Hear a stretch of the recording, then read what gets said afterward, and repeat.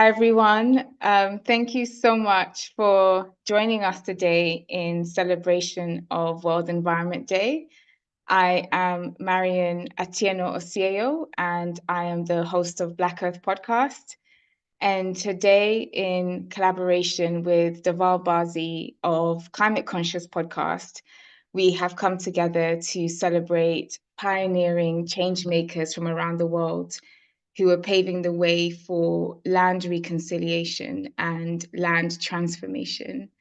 But before we begin the webinar, we wanted to know where all of you are joining us from, because we have a very global audience and community. So Deval is going to, put together a poll. And if you can just fill in the poll showing where you're joining us from, that would be amazing.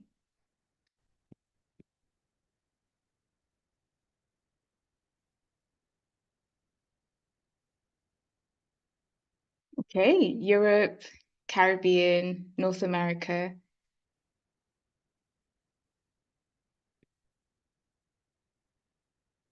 Amazing. Okay, brilliant. So I will end the poll now. There'll be an opportunity to interact with the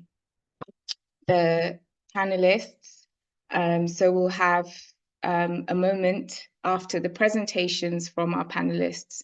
We'll have a panel as well as a Q&A section. So please use the chat function and the Q&A function to post your questions, and we'll have some time at the end to pull out some questions in response to the presentations.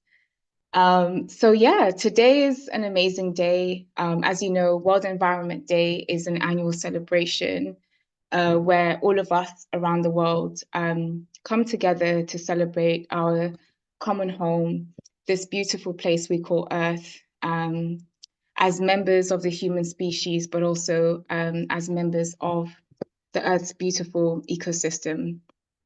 But today is also a moment that is very bittersweet, because all around the world, there are many people who are fighting for their lands. They're fighting for the right to live and the right to belong to our common home. We know of the ongoing conflicts that are, really publicized from Palestine to Sudan to the communities in the Niger Delta and the countless environmental human rights defenders all around the world who are really suffering unimaginable scale of violence, all in the name of property, all in the name of development, and this so-called growth, this elusive definition of growth that stands in opposition to what we know to be true about our planet and what we belong to. And it's important to remember that whilst people are being killed, whilst species are being killed in the name of land, of development, it is really about a culture of domination, of violence, of colonialism, which all of our panelists here through territory and heritage have had links and experiences of that culture of domination and violence. And as the rising generation of earth keepers, we must remember that land is not property, land is not object. The truth is that land is living, land is sacred, land is our common home, land is memory, and land is kin, land is our sibling. So before we start this beautiful celebration, our stories of active hope, of transformation, I'd like to invite you to share with me a moment of silence, to remember all of the people around the world, known and unknown, all of the species around the world, known and unknown, that are fighting for the right to live and fighting for the right to belong to their communities and to belong to the land.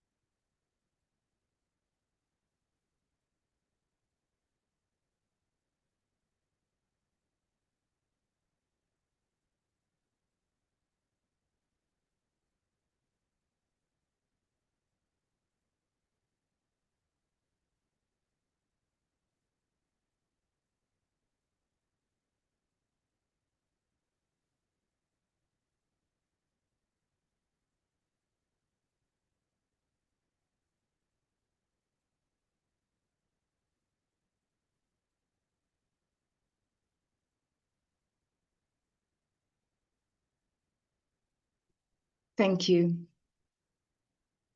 So let us begin our celebration. First up, we have Milka Chepkorir.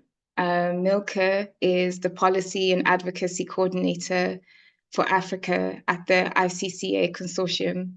So Milka, I'll hand over to you. Thank you.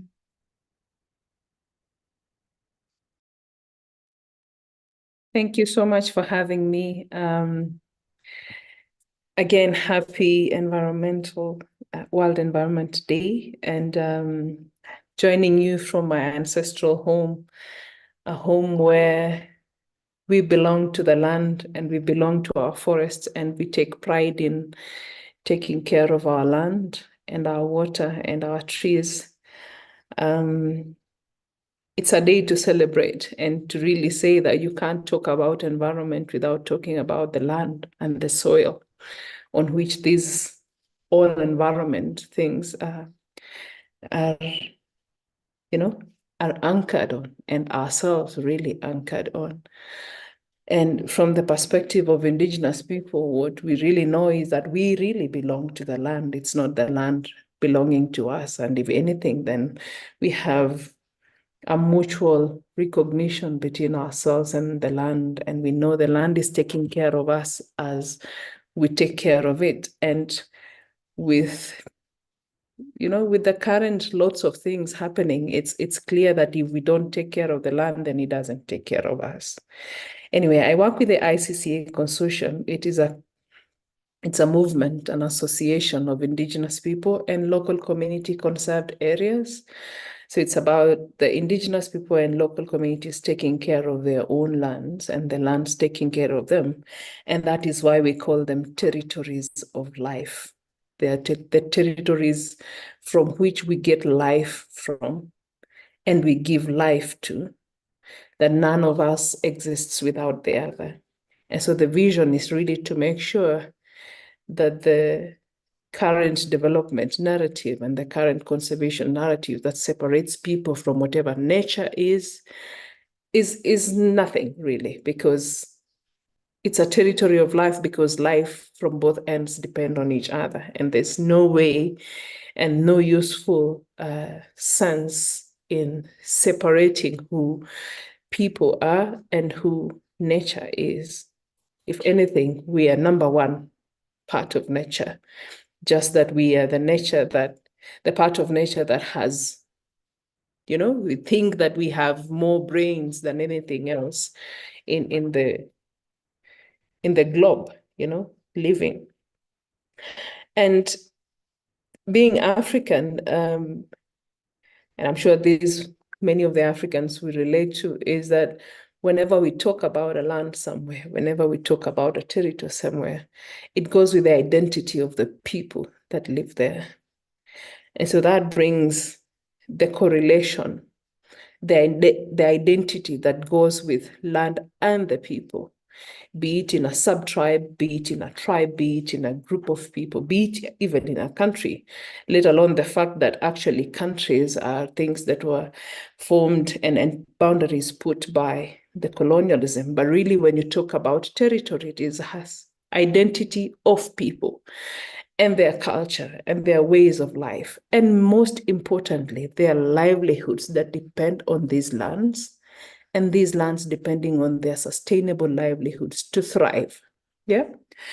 In the African setting, we know of many communities that are pastoral communities, being nomadic pastoralists, moving from one part of their territory to another. And that is the livelihood that they use to take care of their land, and the land taking care of them, because then with the moving around, they're able to give the land some time to revitalize itself, to restore itself, and then they can come back to it when more grass is there, when there's more water to water the animals, and when there's more herbs for them to take, and that shows the pattern of Indigenous people in terms of restoring land. So again, when we talk about restoration, it's not about the restoration that normal conservationists will say, from an Indigenous people's perspective, restoration is really giving our land some time to heal after us having used it for some time. And then we move to another part within the same land to make sure that the land restores itself. And we also have the hunter-gatherers. I come from a hunter-gatherer community. We live in the forest, and we really, our livelihood is from the fruits, from the honey, and from the other products that we have in the forest. Astonishingly and sadly, in time since the colonial conservation paradigm was adopted, is that it's been constantly criminalizing our ways of life and our being in the forest, and calling those places either biodiversity hotspots, or call them forest reserves, or call them protected areas. Of course, now people know about the protected area thing more than any other thing. And we ask ourselves, who do you protect this land from? Definitely there's someone that is coming to destroy, and the governments know, and the general systems of development know who is coming to destroy. And so the irony is, when they take the custodians, the people who belong to the land, and the land belongs to them, out of these lands, and say that that is the way to conserve, instead of looking at what we have been doing on our land that has sustained our being on the land and has sustained the land being there for us, and producing what then sustains our lives as hunter-gatherers. We have many other communities, even fishing communities, for example, living around the lakes and the oceans. And from nowhere, there's just so much focus on the resources on these lands, just for a few people to want to benefit from, and especially from those who turn the gears of what development is, just seeing that as something more important to them and to the world. I don't know who the world is, and of less benefit to the people who have really been taking care of these resources and been using them sustainably over time. And that's why you find that there's, evictions for all these communities, either pastoral, either fishing communities, or hunter-gatherers from our territories, in the name of conservation. Or now even say, you don't know how to take care of this land has been degraded, these oceans have been degraded, oh, we want to restore them. I think the question that people should be asking themselves first is to say, how did we get here? How did we get these lands needing restoration in the first place? Because many of our territories, especially for us hunter-gatherers, don't really need restoration, because we have been there to protect and to take care of our land, and to make sure that not many of the, or even none at all, of the outside force in the name of conservation come to our land to want to destroy our land.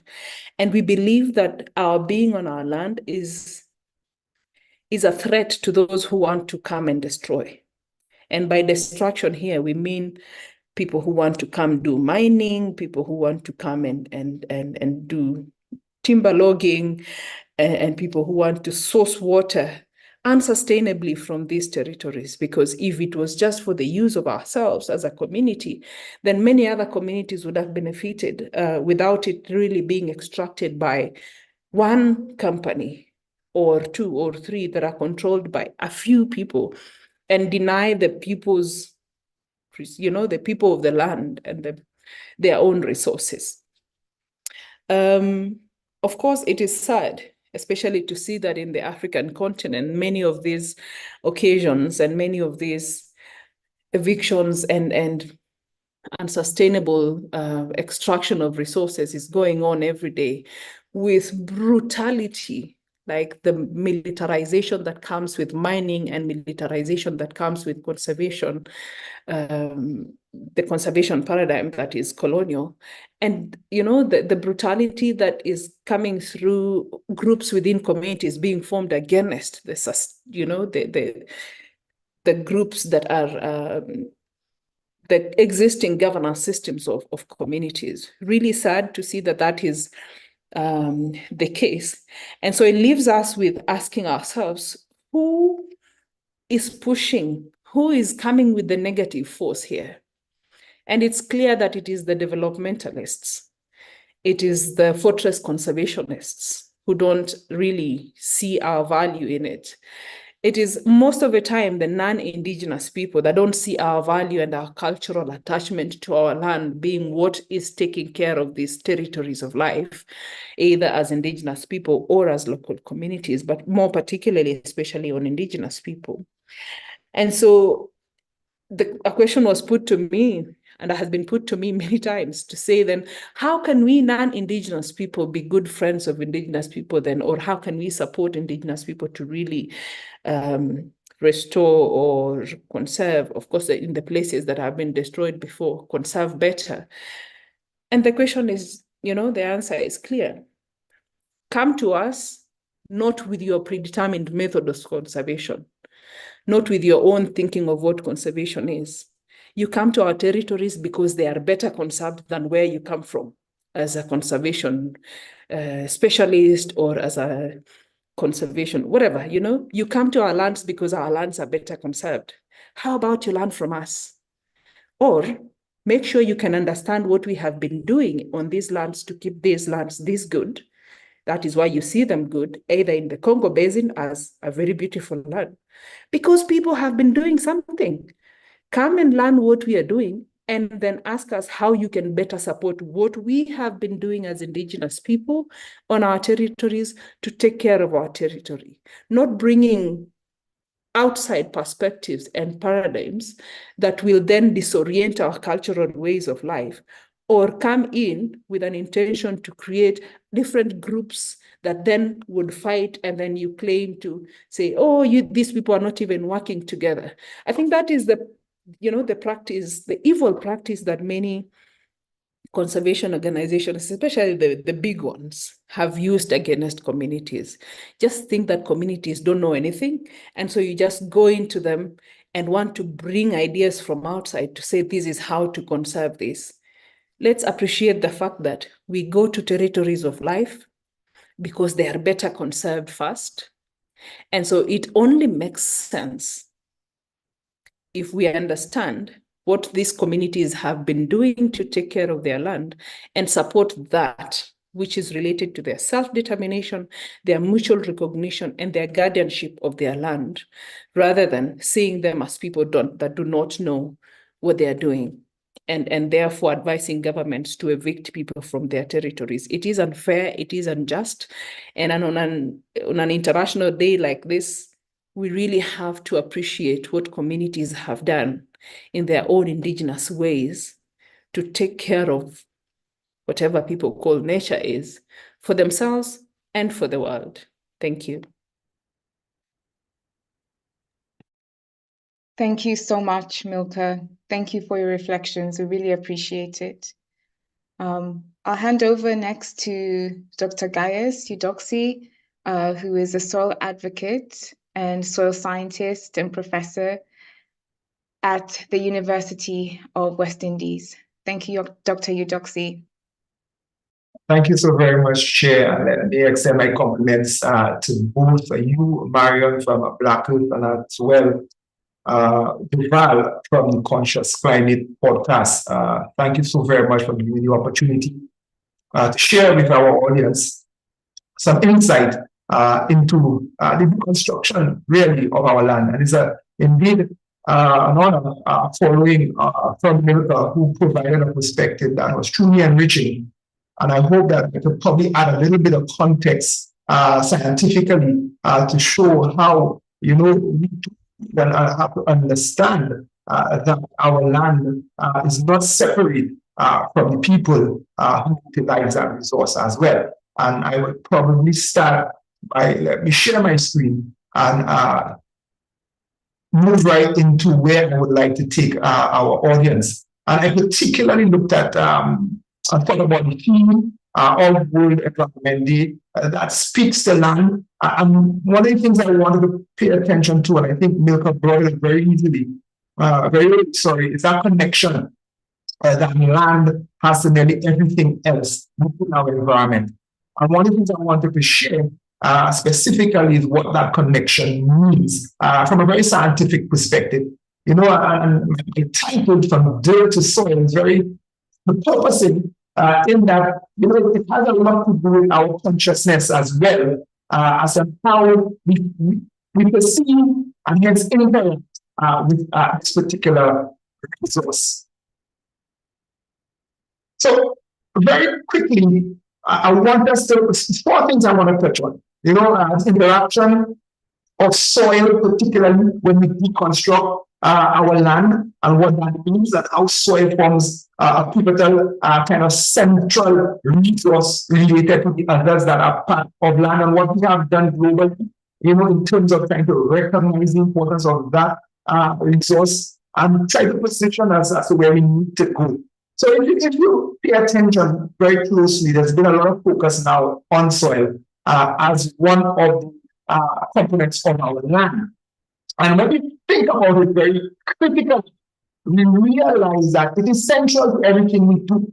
So it is the one that connects our atmosphere, our biosphere, which really actually has to do with our city, particularly above ground. It is the one that connects with our hydrosphere, our water, and as well those very same minerals and things that we require from our resource below ground. So it is central to what we do. And it is that recognition that really is missing. What do you think about how we have tried to address some of those key issues that we have in our previous engagements, particularly when you think about new conventions?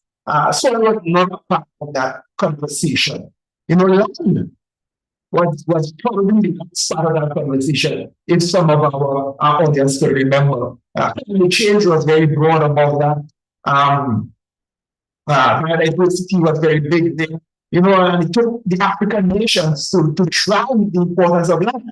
But when we go further, we have to also recognize that it's not just the land, it is what the land is comprised of, and our recognition of it. Globally, we recognize water, globally, we recognize air, particularly as we speak to now increasing concentrations of carbon dioxide.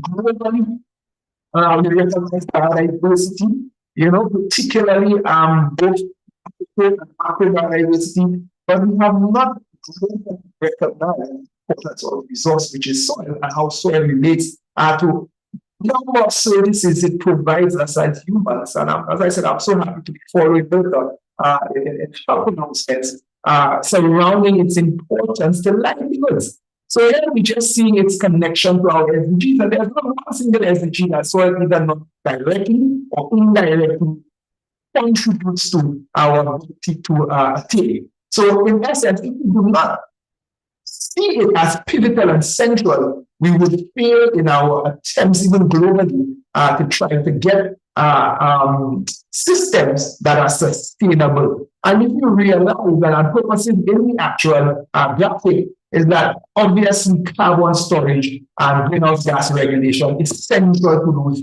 services that it provides. And we understand, obviously, from a very technical perspective, the significance of that from a number of different impacts that our mismanagement of that simple system service has created. I will not go into a number of developmental themes, and they probably what they would have created. But I'll try my best to stick particularly to where science has brought us and how we can use science to support what needs to be done. Currently facing us, we have a number of global challenges. Yeah, you see 8 of them identified here. Most of them, obviously, I should say all of them, are interaction between humans and the environment. And it is obviously our mismanagement that has led to all of those particular challenges that we face. But nonetheless, it still requires us to recognize that there is a role for us to play in managing that. And I position here a very key concept in terms of how soils are intricate to our ability to attend to and manage those global challenges that we are seeing on the slide. And it really has to do centrally with the concept of soil health. And soil health really speaks to the ability to sustain productivity, use, and functionality of our soils in terms of current soil systems that we have. And it's important for us to understand that, because that is entrenched in how we as humans manage that resource.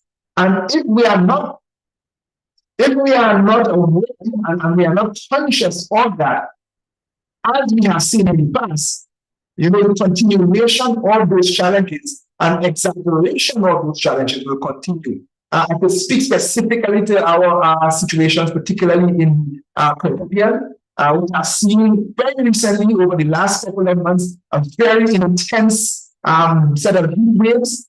And certainly we have recorded some of the highest temperatures in our history of recording temperatures through this last few months that passed. And these are clear signs that there is a need for us to understand how we as humans interact with our environment, and particularly recognizing that our land and its deconstruction and disaggregation into those resources are needed.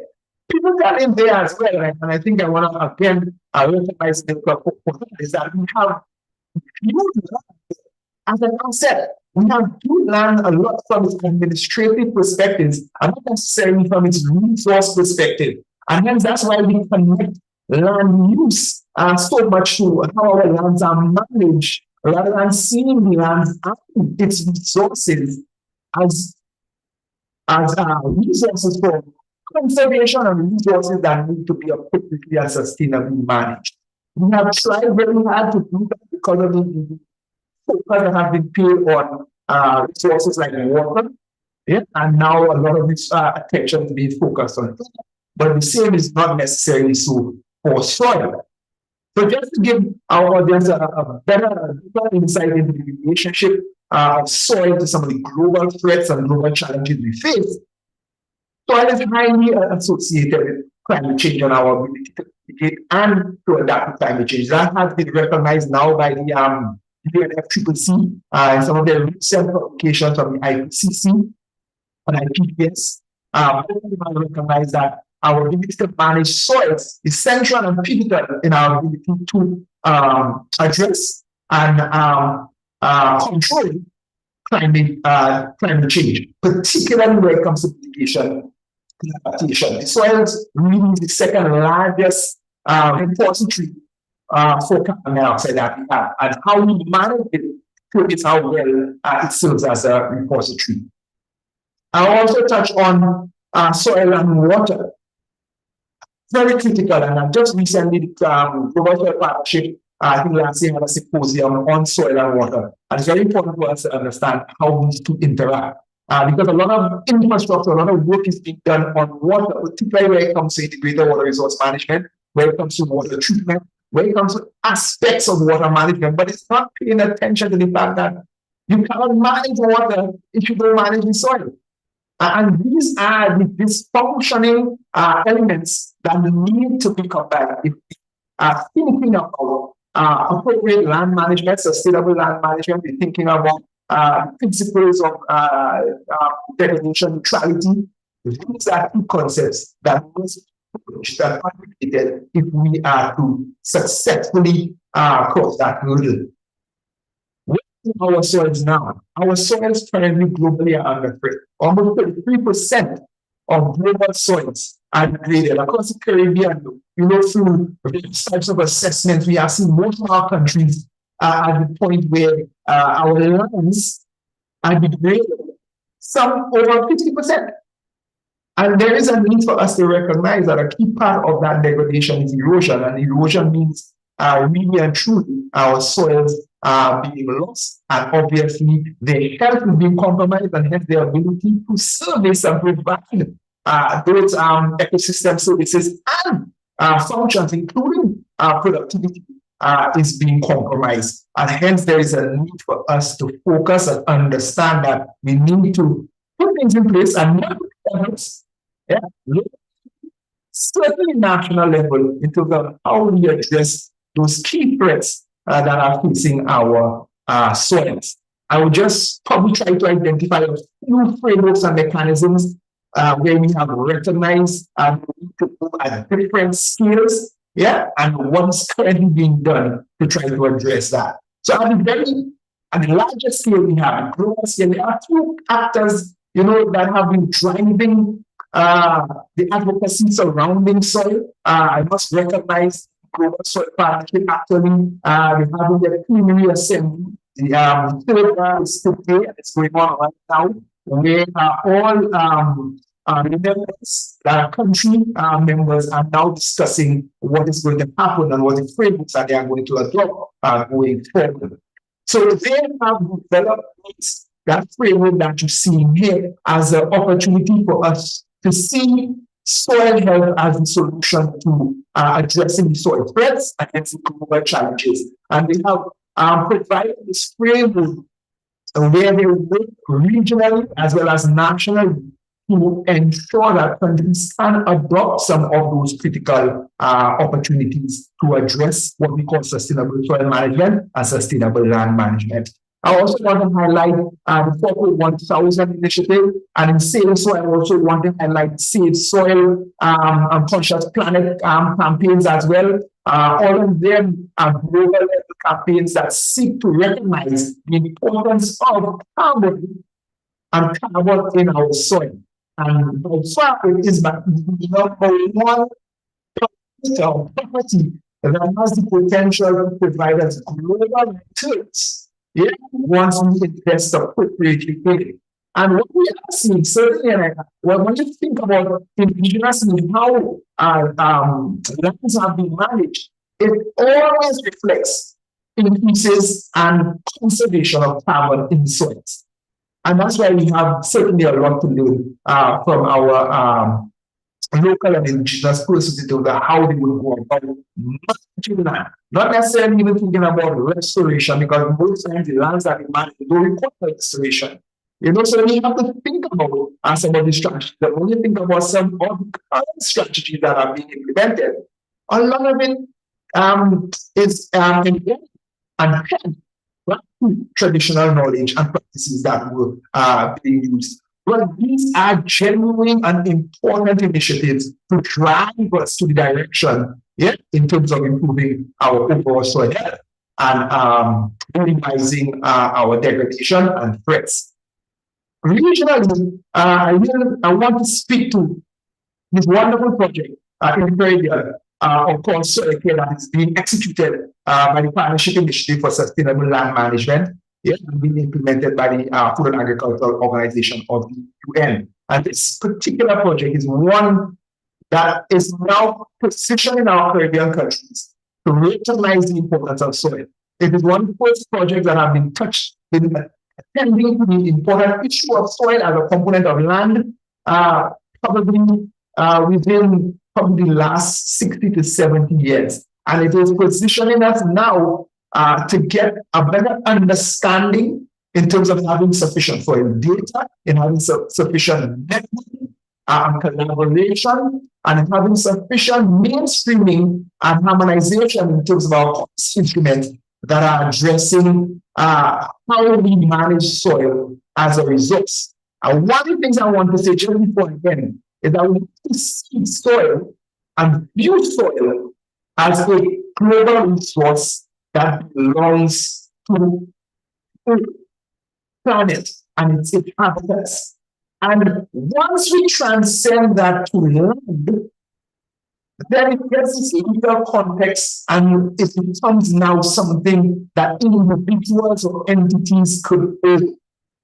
And there's where it becomes complicated. And I think both Marian and Milka touched on that. So we have to view the resource for what it is, which is a global resource that belongs to all living organisms on our planet. And we manage it has to be in such a manner that it is conserved so that everyone could benefit from that key and critical resource.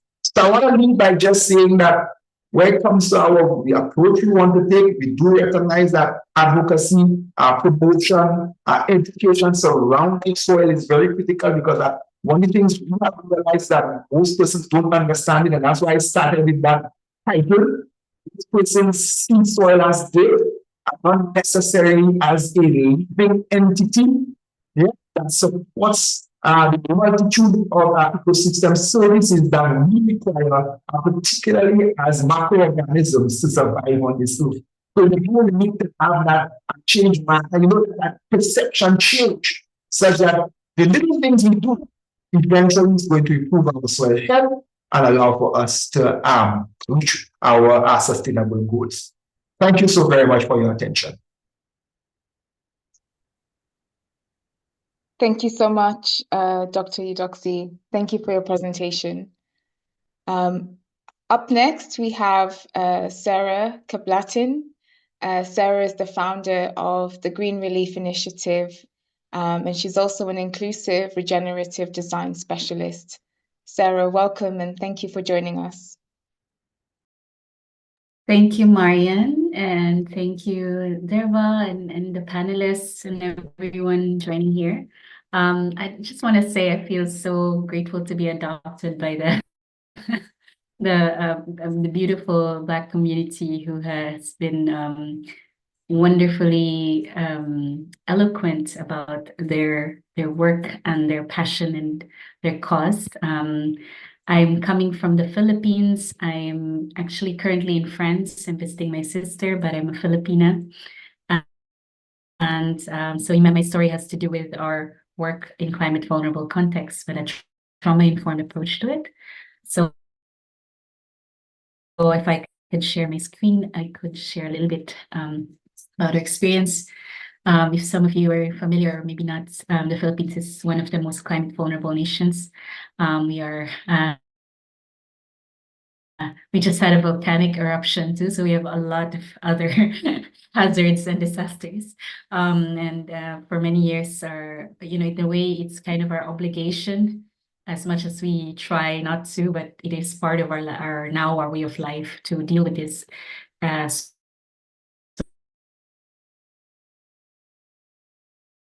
so-called vulnerability. As I've working with communities in the front lines of climate and also conflict, we also have worked around displacement in terms of conflict. What I saw is that most of the aid system has been responding in a fragmented way. And how can we address a broken system if, after a loss or damage or displacement or disasters, there's how can we heal and change the narrative in a whole way, not from a broken approach, not from a fragmented approach. And so in this journey, I worked, in different levels. I go to the climate COPs, I work with government leaders, I also engage with, international organizations and platforms, but I'm also working with the grassroots leaders and local stakeholders. I'm a permaculture designer and an ecosystem restoration, educator.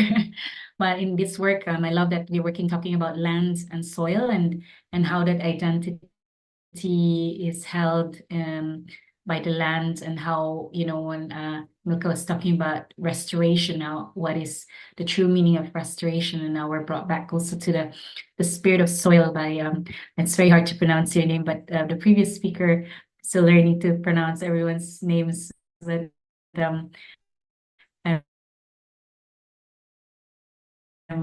I really appreciate the benefits of of working with the lands in terms of the ecological benefits, the health benefits, but also for us, there's a lot of ways of working with restoring. So we'll talk about that later, as how we work with land and identity and belonging, and as a way to use a trauma-informed approach to regeneration. So I'll give a short overview about my work.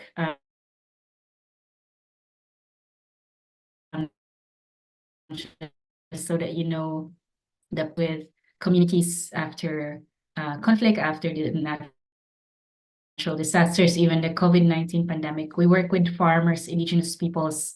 We work with community leaders, government leaders. So we are diverse. We work with everybody as much as we can. But our work, because it's in the emergency management part, we try to use a more regenerative lens to it. And so we're looking at working with the ecosystem as a way to work with resilience and regeneration. As normally we hear we will hear disaster risk reduction, but how can we change the DRR as disaster risk reduction into designing for resilience and regeneration? So we are working in 3 levels we're currently scaling what we started on 3 levels, from preparedness and response using a platform for mutual aid. Response and recovery as how we're working with gardens, permaculture gardens in camps and resettlements. We're addressing food security there. And then lastly is to prevent, so to mitigate further emergency by training people ahead and deep scaling the initiatives of people already doing the work. So this is our platform in an emergency. A big part of it is food, layering the food and community kitchens and farms so they can link together ahead of an emergency and people can collaborate locally, localized aid. We were in beta and we're hoping to scale this more this year. And then we also are we're preparing for a long-term training site because instead of working in the landscape, setting up an emergency relief and raising as much money and build up a learning site in the demo sites that we've done in camps and resettlements, we are now venturing into a long-term training center where people can be trained ahead because we foresee so many disasters to come in my part of the world. So we want to prepare as many. And we have worked with grassroots leaders more because they are the first responders and that we know, and often they are the ones who can actually help the early adopters we work with. And these are some of them. And we try to certify them also so that they can also be recognized by their local governments or their, partner communities. The way we're scaling initiatives, because we believe that everybody's already doing the work. We don't need to build something new, but rather how do we weave them together and to root up to scale wide, but also to scale deepening the relationships of collaboration. And we're using the restoration aims so that people can, scale their efforts for long-term food, resilient ecosystems through native trees. And so we're working with various stakeholders from ridge to reef to enhance their collaboration and impact. The impact is not really the best word to use, but they're the way they are transforming themselves and their communities. So the question about how might we design from a trauma-informed way, we're looking at three levels. For us, at least my background is mental health and psychosocial support. So I work with the journey between survivors to thriver. And as an artist, I also use some creative handles, and I've seen some mirrors of how people navigate their trauma personally, but also in the collective way. So like for working with the illusion, like something used to be safe and no longer safe. Something used to be a place of home, but cannot live there anymore. So that's the kind of the metaphor of the change of reality with illusion, and the journey from survivor is like some of the ways we bring that is to really understand and go through the grief with the community. So we like working with art-based approaches, ritual, and also like this. I love this chapel flew away after Typhoon Haiyan, and all these grandmothers were holding space for the dream of the community and prayer. And that's for me is like one of the ways to kind of nurture and journey with the community. And then some of them are saying that they're not ready yet to recover. So we only work with the early adopters who are ready, so that by the time we leave, the early adopters are ready to share their knowledge, and they are locally leading after us.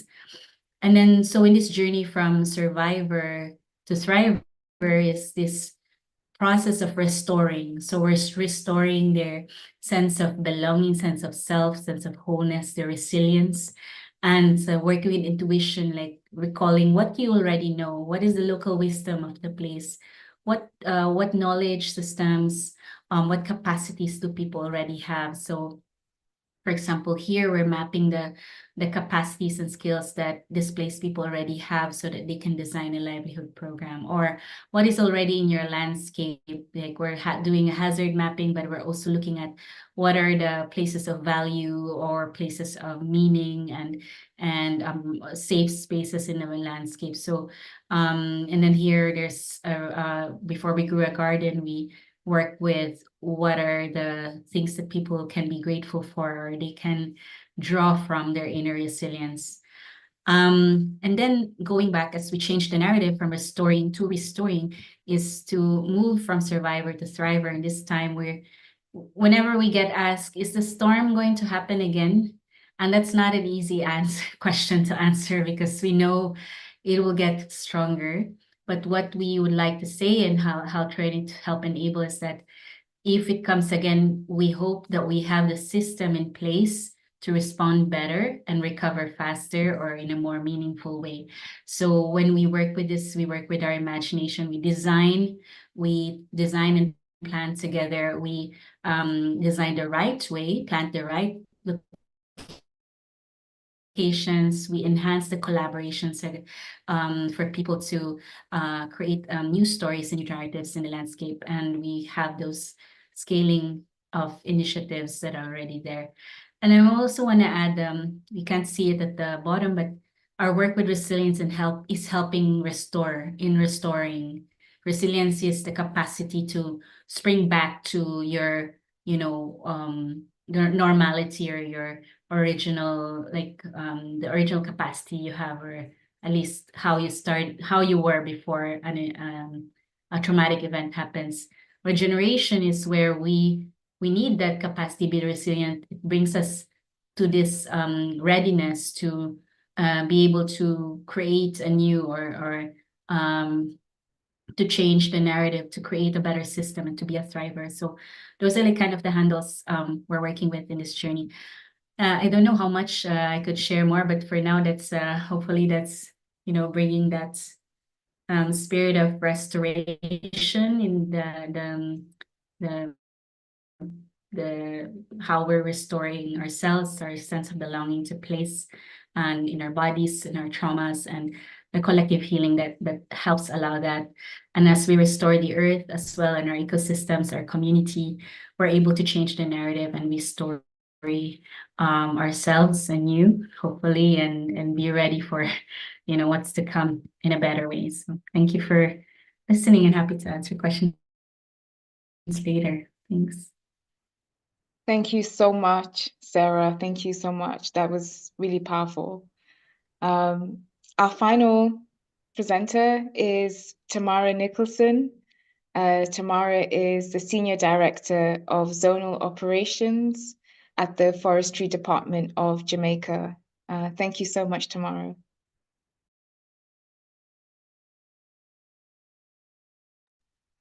Thank you all very much for having me. I am grateful for this opportunity, as well as the panelists that have been here so far. I've learned so much, and I'm looking forward for us continuing this discussion, especially on such an impactful day. So my presentation, short enough, it is looking at how we view community and social forestry, but more so we're rooting it at the community level, which are mostly forest-dependent communities. And when you think of forestry, you don't normally see people. And this is why I want to center this discussion on land restoration and how we do so with a gendered approach, by way of looking at how men and women, they interface with the environment, but more so how us as policymakers at the government level can work hand in hand together, but also hand in heart. So,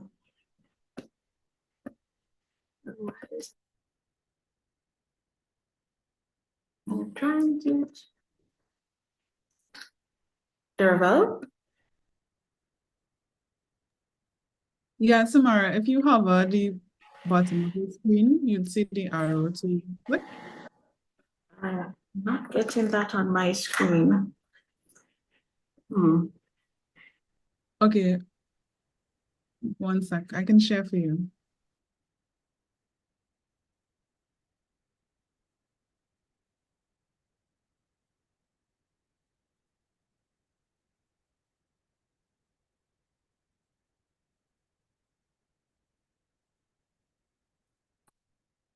That's you. Oh, that's you. All right, thank you. All right, so when we think of centering the discussion, I want us to look at what we have in Jamaica known as our local forest management committee. And this is actually written in policy since 1996. And in doing so, we have communities that actually work in partnership with us. And what we try to do as best as possible is to include, or rather to have an inclusive approach by way of making sure that women are part of the discussion. For some time to time, when I think of forestry, it's very male-dominated, male-centric, male-visible. So one of the things we do is, firstly, we make sure we have capacity training in leadership, governance, as well as proposal writing. That way, we're increasing women's participation in community-led forestry activities by way of having them to understand what projects they want to do, how it will impact them by knowing their strategic needs as well as their practical needs, building that sense of confidence by way of also knowing governance system. Because what we do in the Forestry Department is largely based on forest management plans, and we want to make sure at the end of the day there's a sense of transparency. We also ensure that our training, they're very gender sensitive. We are mindful of the time. So it's not that we're having training and the women are not being able to do their traditional roles as well as such as mothers, and we're excluding them. We always ensure as best as possible that they are part of the conversation and it's not just an add-on, they're seamlessly integrated in all of the activities that we do. But also what we try to do at the institutional level with these LFMCs to ensure that the executive bodies themselves have a balance. That way the representation is women and men. And I've included a picture of one of our chair who also participated in community mobilization at the schools in terms of telling them what is it that the groups do, how we can get persons to be involved. And this acts as a way of also ensuring at the end of the day, children are re-socialized, or there's a sense of a community that we're teaching and persons are nurtured, which again symbolizes what women do in terms of a function. When we look also in terms of a gender responsive method in terms of our forest management, for us in the Forestry Department, we worked heavily with contractors who are at the community level. And in doing so, we ensure as best as possible that men and women are part of the reforestation activities, whether they're planting, they're doing maintenance, weeding, creating fire lines.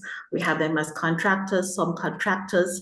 And at the end of the day, it's oftentimes women who might have the national IDs or the bank accounts for payment. So you see women are very integral because, again, at the literacy level at some of these communities, you don't always often find men having these markers of identification as well as banking information. So again, you see women are instrumental, and it's almost as if they have the power or they're being led to be embraced to say, you know, I can play a role in making sure my partner can do the work and I can help with collecting the money. I know how the money is being spent in the community. Another thing we do is by way of promoting women in reforestation activities, particularly for international days, such as International Day for Rural Women, where we highlight the role that women do by tree planting activities. And one that we did particularly last year was very, very, very powerful, where it was also Breast Cancer Awareness Month. And what we did, we used flagging tapes to tag trees that we planted for community women who might have died from breast cancer, but more so to have that sense of recognition that women, they're nurturers, they're giving life. And again, that attachment with breasts, you know, it's seen, there's a sense of visibility. But also, we also ensure that there's training at forest fire management trainings, and women, again, they're part of the theory as well as the practical. And again, it's essential that we see women participate in these activities, and it's not seen as a male field that is only the men in the community should be taking care of the fires when they happen, but women also are integrated in this process. Next slide, please. When we look at also our sustainable alternative livelihood opportunities, one of our speakers, our first speaker, Milka, I hope I got the name correct, spoke about the land. And again, when you're thinking about cottage industries that can be created through agroforestry, you know, you're growing cash crops with timber, again, you're restoring the environment, but you're also creating a means or enhancing productivity of the land by way of creating agro-processed items. And this is just some of the items that some of the community groups would have created, as well as us promoting as an agency at our last National Forest Conference that was held. Again, as a government entity, we work with both the private and public sector, and we use this opportunity to promote what the groups are doing as a means of them having a market to be able to sell, as to earn, as well as to show that at the environment level, they can do sustainable agricultural practices with the agency. And finally, I want to talk also other sustainable opportunities such as apiculture. And why we promote apiculture training is in particular to reduce the pressure on the forest from illegal logging as well as unsustainable subsistence farming. And what we try to ensure as best as possible is to look at how we can also do valid added products from honey. And one of the cheapest things you can actually get from bees is actually honey.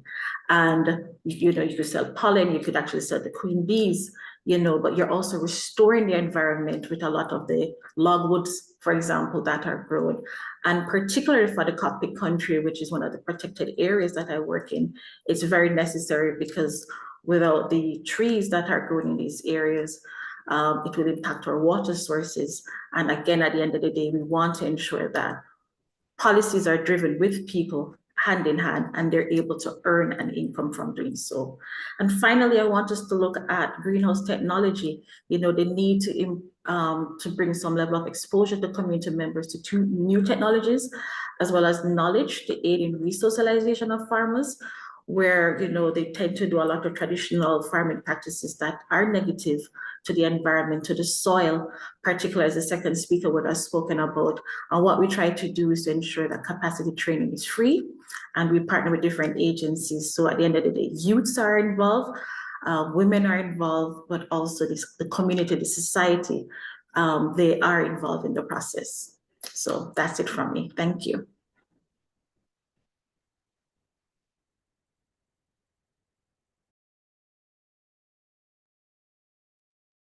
Thank you, Tamara, and thank you to all of our speakers. What a series of enlightening and inspiring presentations. I think each presentation brought out diverse perspectives on land conservation from across the Global South, and now I want to go on a Global South tour to get first-hand experience of these insights. Let me know in the chat if you would like to join me on that tour. But I have to thank our speakers for sharing their time and expertise with us. I will also remind the audience to use the Q&A feature if you would like to pose a question to our panelists. We're now going to jump right into a rapid fire Q&A, a very short Q&A session, just to get some discussion around some additional aspects of land restoration, and as we explore the World Environment Day theme. So I'll invite all our panelists to come back on screen with us. And as we get into it, with land restoration, there are the technical and the scientific aspects of it, understanding the ecological processes and determining the most appropriate method for revitalizing degraded ecosystems. But land restoration intersects with many other social and socioeconomic issues. So when we speak about land restoration, we have to talk about community engagement, access to resources, social equity, gender equality, culture, and so many other topics. And I know Tamara touched a bit on it in terms of social forestry in Jamaica. So I want to start with you, Sarah, in terms of what approaches to inclusivity you have integrated in your work in land restoration? Yeah, thanks, Derval. Well, primarily we do a lot of consultation at the start, especially we work with Indigenous communities and displaced communities. So they have also like a process of prior and informed consent for Indigenous communities. We also often we are invited by organizations, but we also try to make sure that consultation still takes place if we are invited and there's already free, prior, and informed consent through the ones inviting. There's, apart from consultation, we also engage them in a participatory design process. So that participatory design involves a journey of listening and dialogue.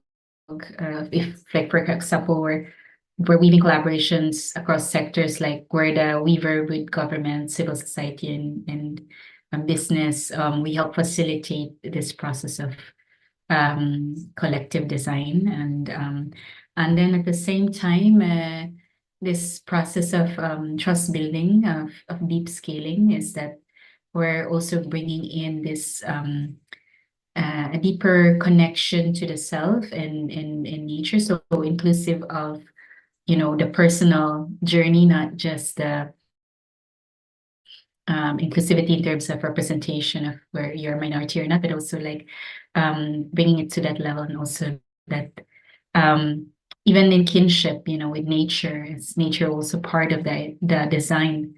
So remembering our cultural heritage and ancestral wisdom is also part of that, including that in the design process. So Thank you, Sarah. thanks. I'd love to hear from you, Milka, in terms of integrating inclusivity in your work in land restoration.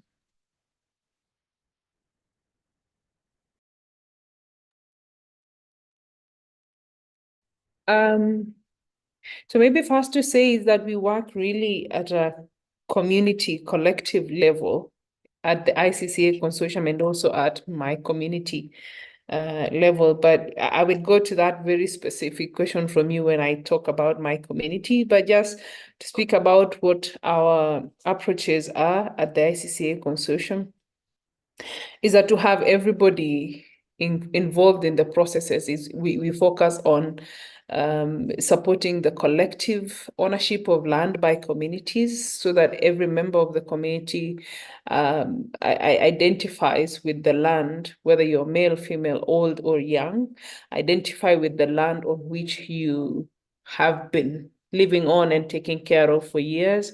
We hate to support communities to do this because honestly, the communities belong to the land and the land belongs to them. But what to say, you know, it is a systems that government has put in place that in order for you to really prove that you own a land, then you have to have a legal recognition of it in terms of a paper. So what we focus on is to support legal land, collective land ownership of these communities, and to support them to practice their self-determined priorities based on their own traditional livelihoods. And in that sense, then the inclusion part of it comes with what women do traditionally and what men traditionally would do to conserve and take care of their land and sustainably use the resources on these lands, and to ensure that all of them are really participating in passing on of the traditional knowledge to the younger generation. And that is now when it comes to the inclusiveness of the youths when it comes to community land struggles, because many of these issues have been talked about and people are like, where are the elders of this community? Where are the elders of this community? Because they are the ones who make decisions traditionally. And with time, it's been like youths are being left out and some of the women are being left out. And so when we talk about what the role of each of the groups within the communities in terms of passing on traditional and indigenous knowledge, then it brings all of them together. So that's one strategy. But in my own community, when it comes to restoration, is with time we have realized who destroys more, who conserves more. When you think about who is easily taken away by a bribe to cut a tree down or to misuse a resource, it would most of the time be the men of the community, especially the young ones. And so we look at what the females can do to influence that to create that balance of taking care of the environment. And so the women in my community, who I am very proud of, are the ones now replacing those trees. And so the men will be ashamed to come back and want to misuse any other resource because it is a woman who planted it. And in our culture, you don't touch what a woman has nurtured. It's like cutting off life, because a woman gives life. And so when they plant a tree and they take care of a place, then it means it is sacred. And so it is respected as such. So that is a huge strategy that we used in our community, and it's working here. Wow, I think we definitely should adopt that over here in the region. I have to bring you into the conversation, Dr. Eudoxie, for your perspective on this. You're muted. Everybody's perspectives on share. I think we follow very similar strategies where we speak to how we get people involved. I think the basis of it is participatory and inclusivity. For instance, a lot of projects that we work on, regional based for the projects, have elements from the design phase where all stakeholders are given an opportunity to contribute to how we are going to, particularly when you have interventions that are going to have impacts on livelihoods.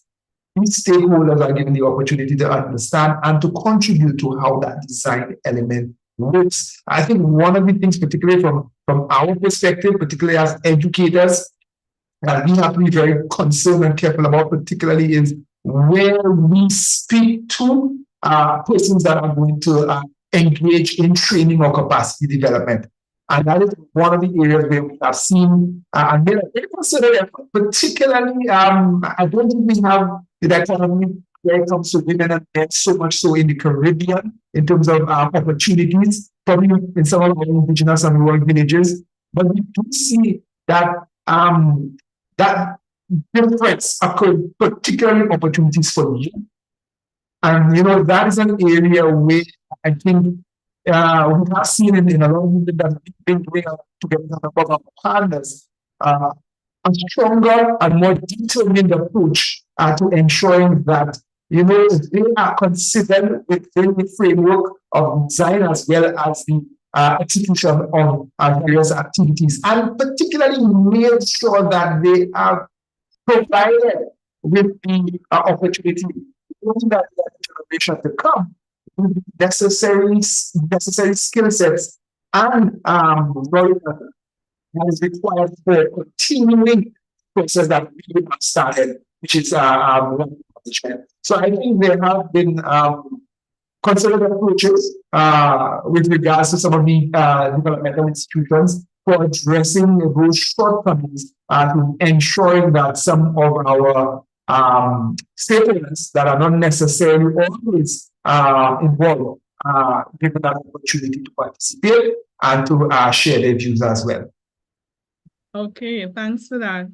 I know we could sit here and discuss this topic at length, but as we are approaching the close of today's webinar, sadly, I want to pose this question to each of the panelists for a 1-minute rapid fire response. We live in a world of multiple crises happening all at once, and health, environmental, climate change, economic. And for some reason, each of you continue to be inspired to get up every day and do the work that you do, to share your knowledge, inform and educate the public, and to help drive change to protect and restore our environment. So my question to you is, what gives you hope that land restoration is possible in our generation? And I'll start with you, Tamara. I think for me, working in the government system where we actually work with people, I feel and I see every day, based on the fact that we even had our 3 Million Trees initiative, and we got communities involved, we got a lot of persons involved. I feel strongly to my heart that we're making an impact. Persons are understanding the negative impacts of climate change.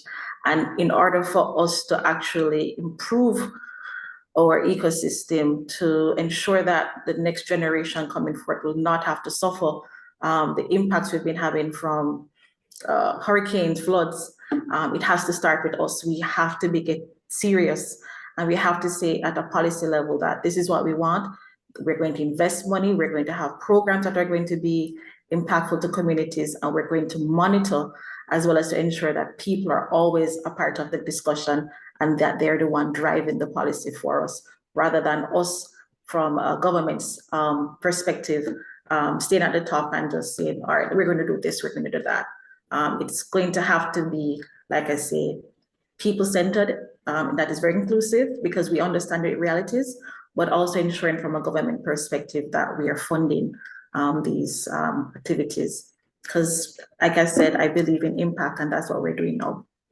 Thank you. Thanks, Tamara. Sarah, 30 seconds. Oh, wow. Well, I would say from the metaphor of roots, we work with communities impacted by disaster. They really don't want to plant trees because they said the trees have damaged our homes, our lives, our livelihoods. We don't want to grow trees.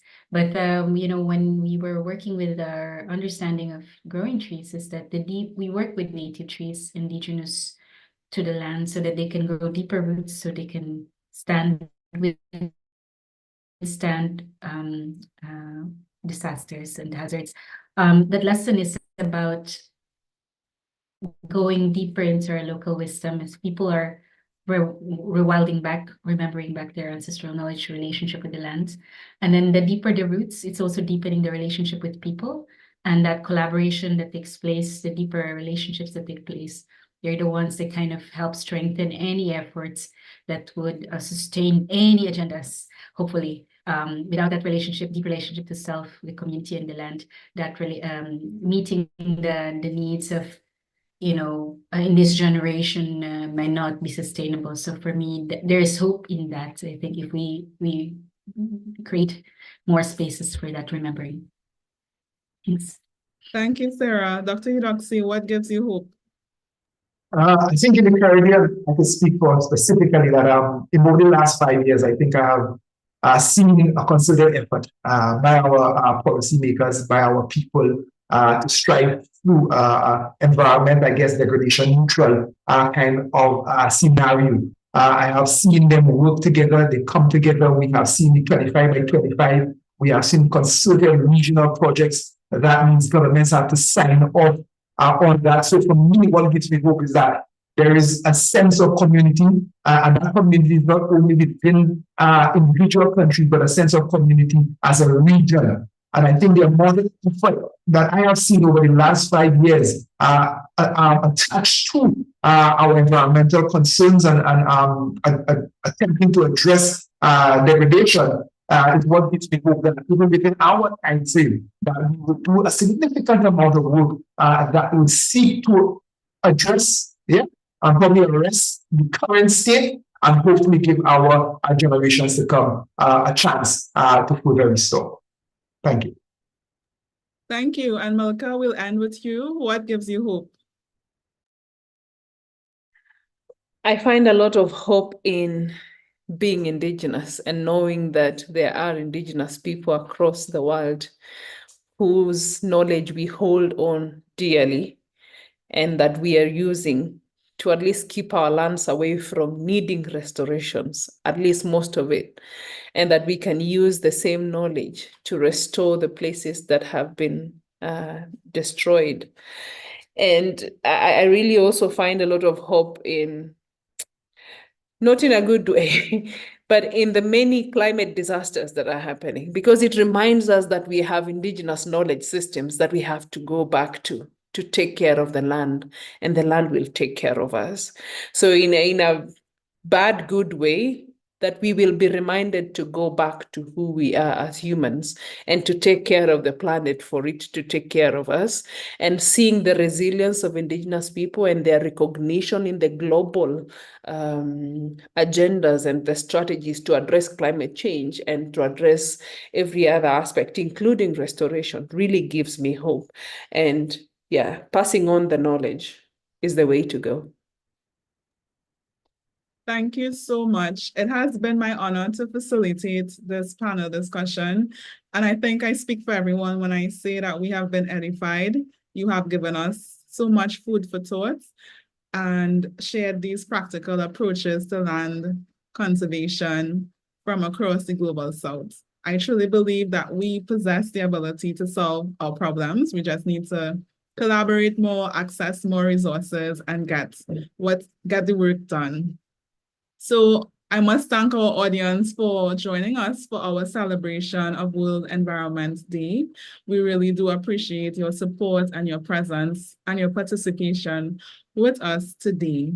On behalf of the Black Earth Podcast and the Climate Conscious Podcast, I thank you all for joining us for this Earth Day celebration. Remember to subscribe and follow Black Earth and the Climate Conscious wherever you get your podcast, and look out for future events.